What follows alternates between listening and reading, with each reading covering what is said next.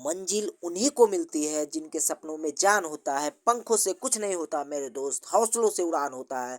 तो हौसला बनाए रखिए और चलिए आप लोगों का सब्जेक्ट शुरू करते हैं। तो स्वागत है दोस्तों आपके अपने चैनल जिज्ञासा पीसीएम में। आज हम बात करेंगे क्लास 10 आपके मैथ लेकर आए हैं 10 महत्वपूर्ण क्वेश्चन जो आपके यूपी बोर्ड में जरूर पूछे जाएंगे। यूपी बोर्ड के लिए ये बहुत इंपॉर्टेंट क्वेश्चन है, ठीक है। अगर ये 10 क्वेश्चन आप याद तैयार कर लेते हैं तो आपका बोर्ड में कोई पहले चैप्टर से कोई क्वेश्चन नहीं छूटेगा। हाँ, इसी तरह मैं क्या करूंगा, अन्य चैप्टर का भी 10 इंपॉर्टेंट क्वेश्चन बनाकर इसमें क्या करेंगे, वीडियो को अपलोड करेंगे। अगर जो आप चैनल पर नए आए हैं तो चैनल को सब्सक्राइब और बेल आइकन को जरूर दबा दीजिएगा ताकि आपको नोटिफिकेशन समय से पहुंच सके। तो चलिए शुरू करते हैं। जैसा कि पहला क्वेश्चन है आपकी स्क्रीन पे दिखाई दे रहा होगा कि आपका है कि 867 और 255 का एचसीएफ यूक्लिड विभाजन का प्रयोग करके ज्ञात कीजिए।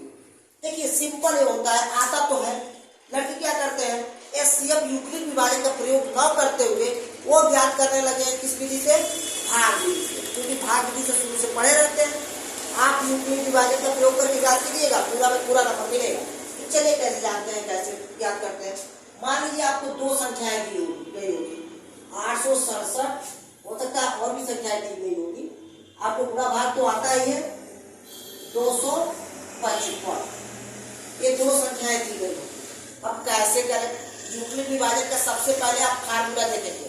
फार्मूला क्या होता है, फार्मूला आपका होता है A equal to B Q plus R. क्या होता है, A equal to B Q plus R. अब इसमें A किसको माने, B किसको माने और R किसको माने, Q किसको माने, ये तो सही सवाल है। जो इसमें सबसे बड़ा रहेगा उसको हम A मान लेंगे, तो सबसे बड़ा वो A, इसके बाद सबसे छोटा जो रहेगा उसको B। इसमें सबसे बड़ा क्या, कोई भी संख्या, दो संख्या हो सकती है। सबसे बड़ा है 867 और सबसे छोटा क्या है 255, ठीक है। अब हम क्या करेंगे, A यहाँ पर रखेंगे 867 बराबर 255 गुणे, अब Q की जगह पर क्या रखें, R की जगह पर क्या रखें, हमको तो मालूम ही नहीं, तो मालूम है तो मालूम करते हैं, इसका भाग इसमें लगाते हैं। तो आपको भाग देना तो आता ही होगा, 255 भागे 867 कर लेंगे। तो काटेंगे तो लगभग 2 दूना 4, 4 दूना 8, यानी 3 में चला जाएगा आपका। आप देख लीजिएगा 3 में चला जाएगा। तो 5 3 15, 5 3 15 16 और 3 दूना 6, अच्छा 1 7 हो जाएगा। 7 + 5 जाएगा 2, 0, 102 हो गया। अब तो भाग जाएगा नहीं, लेकिन अगर जो और भाग जाता तो और भाग लगाते, क्योंकि भाग नहीं जाएगा तो अब तो दशमलव लगाना पड़ेगा, तो दशमलव नहीं लगाते हैं इसमें। भाग जाएगा तो और भाग, ये नहीं कि कई बार भाग दिया और यहाँ पर लिख लिए R और यहाँ पर लिख क्यों नहीं, और ज्यादा भाग देगा तो और भाग लगाइएगा, ठीक है ना। यहाँ पर इसको मानेंगे Q, ये हो जाएगा आपका। तो चलिए ये आपका Q हो जाएगा, Q का मान 3 और प्लस R का मान 102।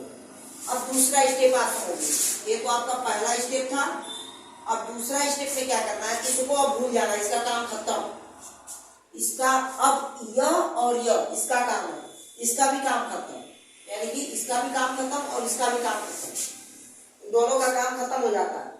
ये B का काम और ये R का काम बच जाता है।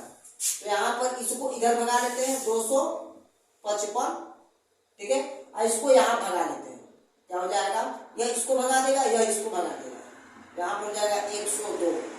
अब यहाँ पर फिर आ गया कि Q और R की जगह पर क्या रखें, फिर हम भाग करेंगे 102 का, इसमें आपका है 255 में, ठीक है।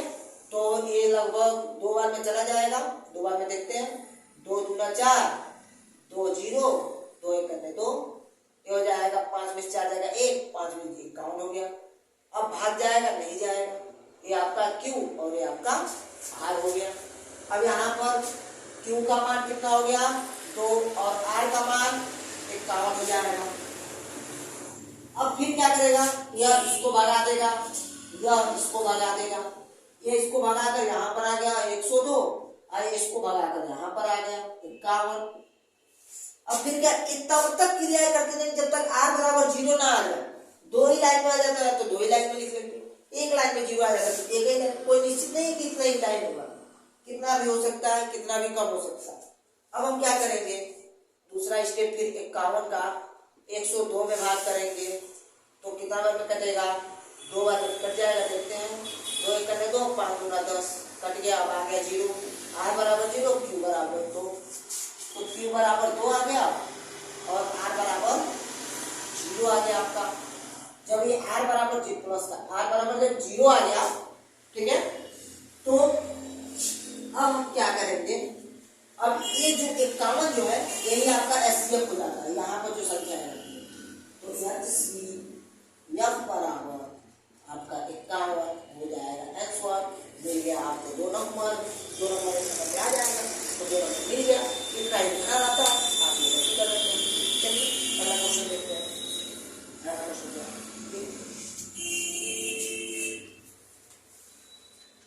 तो बड़े पछताएंगे, ठीक है ना। देखिए दूसरा क्वेश्चन स्क्रीन पे जैसे कि दिखाई दे रहा होगा, कह रहा है कोई भी प्रकृति संख्या n के लिए 6 पावर n अंक 0 पर समाप्त होती है। यानी कि n बराबर कोई भी प्रकृति संख्या क्या होती है, 1 2 3 4 5 6 7 8 और 9, ये होती है आपकी प्राकृतिक संख्या। पूछ रहा है कि 6 पावर n जो भी संख्या रहेगा क्या वो 0 पर समाप्त होगा, समाप्त होगा कि नहीं होगा। तो इसकी हम जांच करते हैं। तो हम मान लेते हैं कोई भी एक प्रकृति संख्या 1 उठाते हैं तो देखते हैं 6 n बराबर 1 के लिए 2 को 3 को रख कर और उसके बाद देख लेंगे कि हो जाएगा कि नहीं हो जाएगा। नहीं होता तो लिख देंगे 0 पर समाप्त नहीं होगा, और हो जाएगा लिख देंगे 0 पर समाप्त होगा। तो n बराबर 1 के लिए हम देखते हैं के लिए n बराबर 1 के लिए फिर हम देखेंगे 6 पे पावर n यानी कि 1 तो 6 पे पावर 1 का मान 6 हो जाएगा। अब n बराबर 2 के लिए, n बराबर 2 के लिए देखते हैं तो 6 पे पावर 2 यानी कि 6 गुणे 6, 6 पे पावर 2 का मतलब 6 गुणे 6 यानी 36। इस पर भी लास्ट में 0 नहीं आया, इसमें भी लास्ट में 0 नहीं आया। 6 पावर 3 देख लेते हैं, 6 गुणे 6 गुणे 6, ठीक है। अब 36 में 6 का भाग करेंगे, गुणा करेंगे तो 6 6 के 36, 36 18, 18 3 18 3 200, 18 3 21 होता है ना, तो 212 हो जाएगा। 6 का क्यूब कितना होता है 212, ठीक है। तो यहाँ पर ये आपका हो जाएगा, ये भी आपका खत्म हो गया। फिर यहाँ पर लिख देंगे अतः उपयुक्त उदाहरण से स्पष्ट है कि 6 पे पावर n प्राकृतिक संख्या के लिए 0 पर समाप्त नहीं होती है, 0 पर समाप्त नहीं होती है। नोट कर लेंगे, ठीक है। चलिए अगला क्वेश्चन देखते हैं। तीसरा क्वेश्चन आपका है, कह रहा है सिद्ध कीजिए कि √3 एक अपरिमेय संख्या है। बार बार आता है, बार बार बच्चे छोड़ देते हैं। तो इसको अगर जो सिद्ध कर लेंगे आप लोग तो समझिए टेंशन फ्री रहेंगे। ये फ्री में नंबर आपको एग्जामिनर देकर जाता है। जैसे बस थोड़ा सा है, या तो समझ में आ रहा है तो समझ लीजिए, या नहीं आ रहा तो रट लीजिए, क्योंकि ये आपका बोर्ड में आएगा तो आएगा, लिख कर रख लीजिए। इस तरह के क्वेश्चन आ सकते हैं। तो जैसे कि आपके स्क्रीन पे दिखाई दे रहा होगा कि सिद्ध कीजिए कि √3 एक अपरिमेय संख्या है। तो √3 भी कहकर आ सकता है, √2 भी कहकर आ सकता है, √7 भी कहकर आ सकता है, कोई भी आपका आ सकता है। जैसे कि मान लीजिए ए भी कहकर आ सकता है, √2, √3, √7, आपका 5, इन तीनों में से कोई भी कहकर आ सकता है। आएगा फ्री में नंबर मिलता है, 3 से 4 नंबर में आता है, ठीक है। तो सबसे पहले जो चीज हमको दिया रहेगा वो पहले लिखेंगे। यहाँ पर हल लिख लेंगे, इधर लिखते हैं हल, हल लिखेंगे पहले तो मान लेंगे माना, ध्यान से देखिएगा, लिख लेंगे माना, जो भी आपका दिया रहेगा तो उसको हम मान लेंगे गलती से कि ये परिमेय संख्या है। माना √2 या √3 दिया है तो √3 ही लिखते हैं, एक परिमेय संख्या है, परिमेय संख्या है। तो जब परिमेय संख्या है तो इसको भैया किसके रूप में लिख सकते हैं, अतः इसे P/Q के रूप में लिख सकते हैं, √3 = P/Q। कहीं कहीं A/B भी दिया रहता है तो आप घबराइएगा मत, P/Q भी लिख सकते हैं, A/B भी, लेकिन साथ साथ हम लिखेंगे कि जहां P और Q सहअभाज्य संख्या है, सहअभाज्य संख्या है,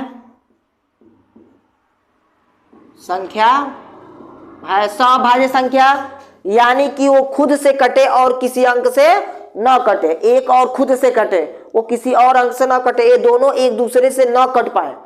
अगर जो P 2 से कट रहा है तो Q 2 से नहीं कटना चाहिए, अगर जो P 3 से कट रहा है तो Q 3 से नहीं कटना चाहिए, यही होता है सहअभाज्य संख्या। और एक लिख देते हैं Q ≠ = 0, क्योंकि Q 0 हो गया तो आप इसको सीधी नहीं कर पाएंगे, तब तो इसका मान ही अनंत आएगा। इतना चीज आप रख लीजिए। फिर क्या करते हैं, इन दोनों पक्षों का वर्ग कर लेते हैं, तो लिखेंगे दोनों पक्षों का वर्ग करने पर, तो दोनों पक्षों का वर्ग करेंगे तो ये हो जाएगा आपका √3 का वर्ग बराबर P का वर्ग बटे Q का वर्ग, यानी कि P और Q का वर्ग होगा तो यही होगा ना। √3 का वर्ग कितना होता है 3, इसका वर्ग P² बटे Q², Q² को हम इधर लेकर आते हैं, अब P² को उधर लेकर जाते हैं तो ये हो जाएगा 3 को इधर लेकर आते हैं तो Q² बराबर P² बटे 3, ये हो जाएगा आपका समीकरण फर्स्ट। अब यहां से यहां तक तो बच्चे सभी लोग कर लेते हैं, लेकिन यहीं से सबसे ज्यादा दिक्कत होता है, लिखे क्या। तो आप याद रख लीजिए कि जब 3 P² को विभाजित कर रहा है तो 3 P² को विभाजित कर रहा है तो 3 P को भी विभाजित करेगा। तो यहां आप लिख ले रहे हैं समीकरण 1 में 3 P को विभाजित, P² को विभाजित कर रहा है तो P को भी विभाजित करेगा।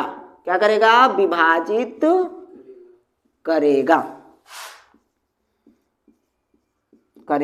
लेकिन कितने बार विभाजित करेगा, तो लिखेंगे माना जो P है, P को 3 जो है वह C बार में विभाजित कर रहा है। C भी लिख सकते हैं, कुछ भी लिख सकते हैं, C भी लिख सकते हैं, R भी लिख सकते हैं, N भी लिख सकते हैं, कुछ भी लिख सकते हैं। तो P को जो 3 है C बार में विभाजित कर रहा है, तो इस तरह लिखेंगे। अब लिखेंगे समीकरण 1 में P का मान रखने पर, दिखाई दे रहा है, देखिए तो दिखाई दे रहा है वाला नीचे वाला, P का मान रखने पर, नहीं तो उधर भी हम लिख सकते थे। P का मान रखने तो P का मान रखेंगे, यहां पर हो जाएगा Q² बट्टे, यहां पर बच्चे गलती करते हैं, जब P का मान रखेंगे तो 3C, इसका हो जाएगा स्क्वायर बट्टे 3, ठीक है। अगला स्टेप लिखेंगे यहां पर Q² बट्टे, यहां पर गलती होती है, 3 का स्क्वायर हो जाता है यहाँ पर 9, कई लोग 3 छोड़ देते हैं, 3 ही लिख देते हैं। अगर यहाँ पर 5 रहे तो 25, अगर जो 2 रहे तो 4, 3 रहे तो 9, 7 रहे तो 49, अब 5 रहे तो 25 हो जाता है यहाँ पर मान, ठीक है। अब यहाँ पर हो जाएगा C² बट्टे 3, ये 3 से 3 काटेंगे तो 3 3 9 बार में कटेगा। अब चलिए थोड़ा सा इधर लिख देते हैं, पता नहीं दिखाई दे रहा होगा कि नहीं, इधर लिख देते हैं। तो यहाँ पर लिख सकते हैं इसको Q² बराबर हो जाएगा 3 सी स्क्वायर, अब 3 इधर गुणे में तो इधर आएगा तो भाग में हो जाएगा, अब हो जाएगा क्यू स्क्वायर बटे 3 बराबर सी स्क्वायर। ये हो गया आपका समीकरण सेकेंड। तो समीकरण 1 और 2 में हम देख रहे हैं, समीकरण 1 में देख रहे हैं कि 3 से पी भी कट जा रहा है, और समीकरण 2 में देख रहे हैं 3 से क्यू भी कट जा रहा है। अब ये तो हम माने थे जो पी और क्यू है स्वाभाविक संख्या है, तो हमारा गलत साबित हो गया। और जब हो ही गया गलत साबित तो हम क्या करेंगे, लिख देंगे कि यानी कि ये परिमेय संख्या न है, अपरिमेय संख्या, तो लिखेंगे समीकरण 1 व 2 से स्पष्ट है कि, या तो इसको याद कर लो या तो अपने मन से भी लिख सकते हो कि P तथा Q दोनों को 3 विभाजित कर रहा है, दोनों को 3 विभाजित कर रहा है। अतः P तथा Q सअभाज्य संख्या नहीं है। तब √3 एक अपरिमेय संख्या है, अपरिमेय संख्या है। हाँ, वीडियो को रोककर इस पूरे क्वेश्चन को नोट कर लीजिए, क्योंकि ये आपके बोर्ड में 3 नंबर बनाएगा। आप लोग क्या करते हैं, पूरा वीडियो देख लीजिए। पहले बार अब बात कर रहे हैं, अभी तक आप लोग वीडियो देख रहे हैं तो मान रहे हैं कि आप इसको सीखने के लिए ललायित हैं, आप इसको सीखना चाहते हैं। इसी तरह हर चैप्टर का 10-10 इंपोर्टेंट क्वेश्चन वीडियो बनाएंगे। अगर जो आप ये 10-10 इंपोर्टेंट क्वेश्चन वीडियो आप देख लेंगे तो निश्चित है परीक्षा में आपका 90+ तो आ ही जाएगा।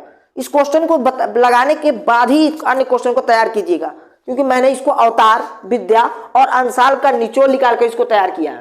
तो स्क्रीनशॉट ले लीजिए, या तो आप वीडियो को रोककर इसको नोट कर लीजिए। ठीक है, अगला क्वेश्चन हम देखने वाले हैं। हाँ, आप आ गए हैं। कहा जाता है ना कि मंजिल यूं ही नहीं मिलती किसी राही को, मंजिल यूं ही नहीं मिलती किसी राही को, एक जुनून सा दिल में जगाना होता है। मैंने पूछा चिड़िया से कैसे बना तेरा आशियाना, बोली उड़नी पड़ती है लंबी उड़ान और तिनका जुटाना पड़ता है। तो चलिए तिनका जुटाते हुए हम क्या करते हैं, इस चैप्टर को समाप्त करने की कोशिश करते हैं। ये चैप्टर आपका समाप्त हो जाएगा तो आप अच्छे से अच्छे नंबर पा लेंगे। ठीक है, चलते हैं चौथा क्वेश्चन। या तो इस टाइप का आ जाएगा, कह रहा है कि जैसे कि स्क्रीन पर दिखाई दे रहा है कि दर्शाइए कि 5 - √3 एक अपरिमेय संख्या है। यानी कि आपका 5 - √3 एक अपरिमेय संख्या हमको दर्शाना है। ठीक है, तो यानी कि यह दर्शाइए, क्या कह रहा है कि दर्शाइए कि एक अपरिमेय संख्या, अपरिमेय संख्या है। ठीक है, तो यह तो और आसान होता है, यह आएगा तो 2 नंबर में और वह आएगा तो 3 नंबर, √3, √5, √7, वो आपका 3 नंबर में आएगा। तो टेंशन लेने की कोई ज़रूरत नहीं है, आप बस चैनल को सब्सक्राइब कर लीजिए और आगे आने वाले वीडियो को देखने के लिए बेल आइकन भी दबा दीजिएगा। तो चलिए यहाँ पे बात करते हैं। इसको हल करने के लिए सिंपल लिखेंगे, माना वही चीज़, माना 5 - √3 एक परिमेय संख्या है, एक परिमेय संख्या है। ठीक है, माना परिमेय संख्या है, तब इसे हम किस रूप में लिख सकते हैं, 5 - √3 बराबर P/Q के रूप में लिख सकते हैं। जब इसको हम P/Q के रूप में लिख सकते हैं, अब हम दोनों पक्षों का वर्ग नहीं करेंगे। क्यों? क्योंकि हम जान चुके हैं, यहां पर यह भी लिख लेंगे, जहां यह तो सब में लिखना जरूरी है, P तथा Q सअभाज्य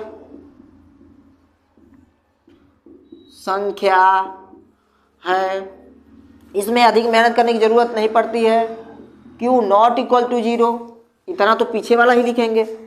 इसमें ज़्यादा मेहनत करने की ज़रूरत नहीं पड़ती है। इसमें बस क्या किया जाता है, जो √3, √2 कोई भी संख्या हो उसको यहीं पर छोड़ दिया जाता है, अब बाकी सबको उधर पक्षांतर कर लिया जाता है। तो ये -√3 5 को उधर भेज देंगे तो P/Q आई माइनस का 5 हो जाएगा। अब माइनस का क्या करेंगे, दोनों पक्षों में गुणा करें, क्योंकि ये माइनस है इसको बनाना चाहिए प्लस में, तो हम माइनस का गुणा कर लेंगे तो ये प्लस का √3 हो जाएगा, ये 5 प्लस का हो जाएगा, ये माइनस का हो जाएगा P/Q, क्योंकि ये प्लस था तो माइनस का, ये माइनस था तो प्लस का हो जाएगा। अब यहाँ पर इसको लिख लेंगे समीकरण फर्स्ट, ठीक है। यहाँ पे लिखेंगे हम जानते हैं कि √3 एक अपरिमेय संख्या है। कैसे जानते हैं कि पहले हम सिद्ध चेक कर चुके हैं कि अपरिमेय संख्या है, अतः 5 - P/Q भी अपरिमेय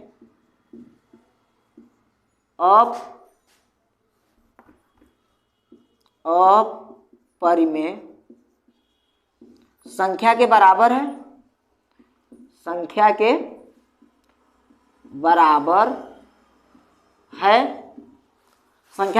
है, तब 5 - √3 भी एक अपरिमेय संख्या होगा। इतना लिख लेंगे तो आप जरूर 2-3 नंबर पर, 2 नंबर का आता है, 2 नंबर में बस इतना ही काफी है, ठीक है। चलिए अब 5वां क्वेश्चन देखते हैं, क्योंकि 10 इंपॉर्टेंट क्वेश्चन इसमें कराएंगे। हाँ, एक छोटा सा चैप्टर है तो इसमें 7 इंपॉर्टेंट क्वेश्चन होंगे, ठीक है। थोड़ा और चैप्टर जो बड़ा बड़ा रहेगा, हो सकता है 10 हो, 11 हो, 12 हो, तो एक संख्या भी बढ़ सकती है। तो वीडियो को रोककर इसको नोट कर लीजिए। कहा जाता है कि मंजिल मिले या ना मिले, ये तो बात की बात है, कोशिश ना करें हम, ये गलत बात है। तो चलिए कोशिश करते रहते हैं और अच्छा नंबर लाने के प्रयास करते रहते हैं। अच्छा नंबर आएगा बोर्ड में आपका, जरूर 90+ आएगा। एक क्वेश्चन, एक चैप्टर तैयार कर लेंगे, इस वीडियो में पूरा बने रहेंगे। अगला क्वेश्चन है, कह रहा है दर्शाइए कि कोई भी धनात्मक विषम पूर्णांक 6q + 1, 6q + 3 या 6q + 5 के रूप का होता है। तो कोई भी धनात्मक विषम पूर्णांक किस रूप का, 6q + 1 या 6q + 3 या 6q + 5 के रूप का होता है। तो सबसे बढ़िया, सबसे आसान तरीका है, कह रहा है विषम पूर्णांक, ठीक है। कोई भी धनात्मक विषम पूर्णांक, तो कुछ भी ले सकते हैं हम। q की जगह पर जहां q जो होगा वो कोई भी संख्या होगा, धनात्मक विषम पूर्णांक, कोई भी संख्या विषम होना चाहिए, प्लस धनात्मक होना चाहिए, प्लस पूर्णांक होना चाहिए, ठीक है। ऊपर का नहीं आ रहा, चलिए नीचे का आएगा ना। अब देख लीजिएगा, नीचे का ये है आपका 6q + 1, 6q + 3, ये आ रहा है, या 6q + 5 के रूप का होता है। तो इसको लगाने के 2 विधि है। सबसे पहले हम कुछ उदाहरण ले लेंगे, यहाँ पे लिख लेंगे, 2-3 लिख लेंगे कि q बराबर क्या हो सकता है, विषम धनात्मक पूर्णांक। तो 1 आपका विषम, 3 आपका विषम, 4 आपका विषम, 4 नहीं विषम होगा, ठीक है, 5 आपका विषम होगा। तो यानी कि 2-3 संख्या पे हम क्या कर लेंगे, चेक कर लेंगे कोई विषम पूर्णांक, क्या इसमें q का मान कोई भी रखने पर धनात्मक विषम पूर्णांक आ रहा है कि नहीं आ रहा है। तो देखते हैं। तो पहली आपकी संख्या है 6q + 1, इसमें हम q बराबर 1 पर चेक कर रहे हैं, इस पर भी q बराबर 1 पर, दोनों पर चेक करेंगे। q बराबर 1 पर 6q + 3 को भी चेक करेंगे, 6q + 1 को भी चेक करेंगे और 6q + 5 को भी चेक करेंगे। तो q की जगह पर हम 1 रख रहे हैं, तो 6 × 1 + 3, 6 × 1 = 6 और +3, 6 × 3 = 9, ये भी विषम संख्या है, धनात्मक पूर्णांक भी है, यानी कि ये भी सही है। यहाँ पर 6 कन्ने 6 प्लस 1, 6 कन्ने 6 प्लस 1 एक 7, ये 7 हो जाएगा। ये भी विषम संख्या है 7 भी। फिर हम देखेंगे 6 गुणे 1 प्लस 5, 6 कन्ने 6 5, 6 5 11, ये भी विषम संख्या है, वो भी धनात्मक में आ रहा है। चलिए एक और चेक कर लेते हैं, अगर दोनों सही बैठ गया तब हम कह देंगे कि हाँ ये क्या होता है 6 प्लस 1, 6 प्लस 3 या 6 प्लस 5 जो होता है वो धनात्मक विषम पूर्णांक के रूप में आता है। तो 2 पर हम चेक कर रहे हैं, तो 2 पर हम चेक करेंगे किसका, इसी का पहले चेक करते हैं। 6 गुणे 2 प्लस 3, 6 दूना 12 प्लस 3, 12 3 15, ये भी विषम संख्या है। 6 इस पर भी हम चेक कर लेते हैं, तो 6 गुणे 2 प्लस 1, 6 दूना 12 प्लस 1, ये भी 13, ये भी विषम संख्या है। फिर क्या है 6, एक और तरीका है इसको लगाने का, लेकिन सबसे आसान तरीका मेथड ये है, ठीक है ना। 6 गुणे फिर क्या है 2 ही रखेंगे ना, 2 प्लस 5, 6 दूना 12 प्लस 5, 12 5 17, ये भी विषम पूर्णांक से आ रहा है। ये सब संख्याएं विषम आ रही हैं, यानी कि हम कह सकते हैं कि यह इस रूप का क्या होता है, धनात्मक विषम पूर्णांक संख्या के रूप का होता है, ठीक है। तो इसको नोट कर लीजिए। अगला आपका है 7वां, ठीक है। 7वां क्वेश्चन भी लगाने के 2 तरीके हैं, चलिए हम बता दे रहे हैं। पहले तो इसको मिटा दे रहे हैं, नहीं जानते हैं तो वीडियो को रोक कर आप क्या कर लीजिएगा। तो छठवां तो बता दिए हैं, शायद 5वां नहीं बताए हैं, 5वां नहीं बताए हैं, 5वां देख लीजिएगा, बता दे रहे हैं। यह 5वां नंबर पे डाल लीजिएगा, 6वां नंबर पे यह डाल लीजिएगा। चलिए देख लीजिए, आपका 5 क्वेश्चन हो गया है। 6वां क्वेश्चन देख लीजिए, कह रहे शांत और अशांत बताइए। क्वेश्चन आपका क्या है, क्वेश्चन बोलिए तो क्वेश्चन क्या था, शांत और अशांत में पहचानने के लिए कौन कौन सा क्वेश्चन था, दीजिए क्वेश्चन।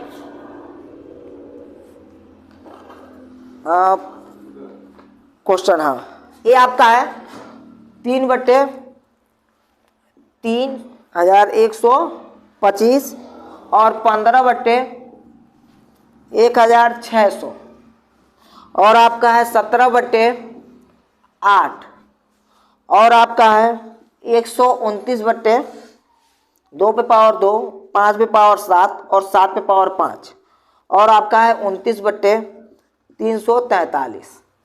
ये आपका क्वेश्चन है, ठीक है। ये जो क्वेश्चन दिया है आपका शांत और अशांत पता करने का पहले नियम समझ लीजिए। शांत कैसे पता करेंगे, अशांत कैसे पता करेंगे। जब कोई भिन्नात्मक रूप का, जब किसी भिन्नात्मक रूप का हर जो है, हर में हर किस रूप का हो, या तो 2 पे पावर n, या तो 2 पे पावर m, या तो 2 पे पावर n गुणे 2 पे पावर m का रूप का हो, तो ये तीनों को हम क्या कहेंगे, शांत है। तीनों की स्थिति में वो संख्याएं शांत है। लेकिन 2 पे पावर n गुणे c पे पावर कुछ भी संख्या p, c पे पावर p का मतलब 2 और अन्य को छोड़कर कोई भी संख्या, 2 और 5 को छोड़कर, चाहे 3 आ जाए चाहे 4 आ जाए, मतलब 2 और 5 को छोड़कर 3 आ जाए, चाहे 7 भी आ सकता है, चाहे 11 भी आ सकता है, यानी कोई भी संख्या c के जगह पर हो, चाहे 5 पे पावर m गुणे c पे पावर p दिखाई दे, यानी कोई अन्य संख्या, और या तो 2 पे पावर n गुणे 5 पे पावर m और गुणे c पे पावर p दिखाई दे, ये तीनों स्थिति में क्या होगा, अशांत होगा संख्या, अशांत। तो आप क्या कीजिएगा, इसके हर का गुणनखंड कर लीजिएगा। गुणनखंड करना तो आता ही होगा, गुणनखंड करके इसको तोड़ लीजिएगा। तोड़ने के बाद या तो इस रूप में मिलेगा, या तो इस रूप में, या तो इस रूप में, या तो इन तीनों में से किसी रूप में। आज जब इसके रूप में मिलेगा तो आप पता कर लीजिएगा शांत है कि अशांत है। तो इसको होमवर्क के रूप में लिख लीजिए, इसको पता कर लीजिएगा, बस जानेंगे शांत अशांत। या तो उसी तरह देखिए, जैसे कि ये आपको दिखाई दे रहा है, या तो अशांत होगा। क्यों अशांत होगा, क्योंकि 2 पे पावर n, 5 पे पावर m, लेकिन c पे पावर कुछ आ गया है, c पे पावर p के रूप का आ गया, यानी कि कोई भी संख्या 2 और 5 को छोड़कर।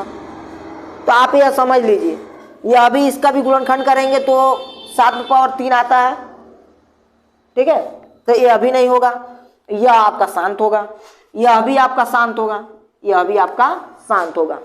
तो आप पता कर लीजिएगा कैसे शांत होगा कैसे नहीं, ठीक है। अगला वीडियो देखिए, अगला क्वेश्चन आपका 7वां नंबर क्वेश्चन, ये अभी इंपॉर्टेंट क्वेश्चन है, देखिएगा जरूर, नोट कर लीजिए, या तो वीडियो को रोककर स्क्रीनशॉट जरूर ले लीजिएगा।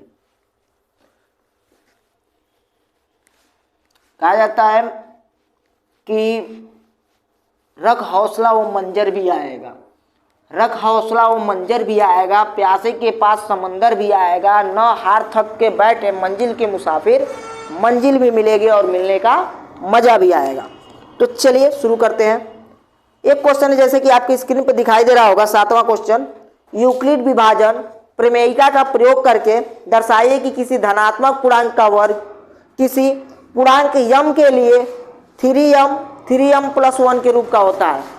या तो 3m के रूप का हो जाए या 3m नीचे, चलिए या तो हम 3m के रूप का ले लें या 3m प्लस 1 के रूप का। तो इसको यूक्लिड विभाजन के प्रमेयिका का प्रयोग, यानी यूक्लिड विभाजन प्रमेयिका क्या होता है, a equal to B Q plus R होता है। ठीक है, यहां पर हम बात करेंगे जो a जो होता है ना वह बड़ा होता है किससे, b से, और जो b होता है वो बड़ा होता है r से। ठीक है, यहां पर a b से बड़ा होता है और b r से बड़ा होता है। तब अगर जो मानेंगे माना, क्योंकि हमको 3 चेक करना है ना, 3, तो मान लेंगे माना b बराबर 3, b बराबर 3 लिख सकते हैं। तब r बराबर हम 0, 1, 2 रख सकते हैं, क्योंकि b से छोटा होना चाहिए, 0, 1, 2 यह रख सकते हैं। तो हम चलिए रख कर इसमें हम देखते हैं। तो यहां पर रखेंगे तो a बराबर b का मान 3 और यहां पर हो जाएगा q प्लस, पहले r बराबर 0 रखेंगे, रखने पर तो r बराबर 0 रख लेंगे तो यहां पर हो जाएगा 0, ये हो जाएगा a इक्वल टू 3q। अगर जो हम q बराबर मान लें m, तो a बराबर, दोनों पक्षों का पहले स्क्वायर कर लेते हैं, दोनों पक्षों का, क्योंकि अगर जो 3m है कि 9m का रूप का होता है। देखिए तो क्वेश्चन में कुछ क्वेश्चन गड़बड़ लग रही है क्या, 3m दिया है कि 9m दिया है, क्वेश्चन क्या दिया है,